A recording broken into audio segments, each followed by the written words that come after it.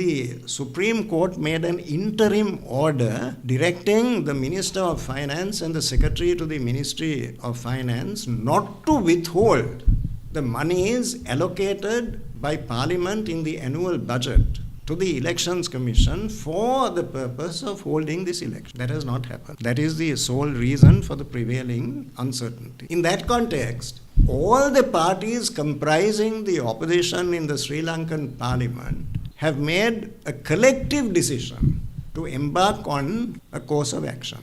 If within 7 days the Secretary to the Ministry of Finance does not comply with the order of the Supreme Court, the entire opposition in unison will approach the Supreme Court with a request that appropriate action be taken to enforce the interim order of the Supreme Court. In other words, to deal with the Secretary to the Ministry of Finance on the footing that he is guilty of contempt of court.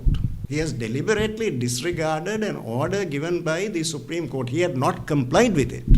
And the failure of compliance on his part has entailed the very serious consequence that the suffrage of the Sri Lankan people has been infringed by the inability to hold these elections. The best way of expressing people's anger against the government is at elections. Since there is no election, people are now agitated. In order to calm down the people, government is trying to deceive them by saying, don't worry about minor elections such as local authority elections. We are going to hold the presidential election, the grand election in November 2023. When the government postponed the local authority election on the basis that they don't have money to spend for the elections, we urge the government to print money, just 9 billion rupees, for financing the election. Then government's immediate response was that we can't print money like that because we have already signed a staff level agreement with the IMF. But according to the central bank media release dated 15th March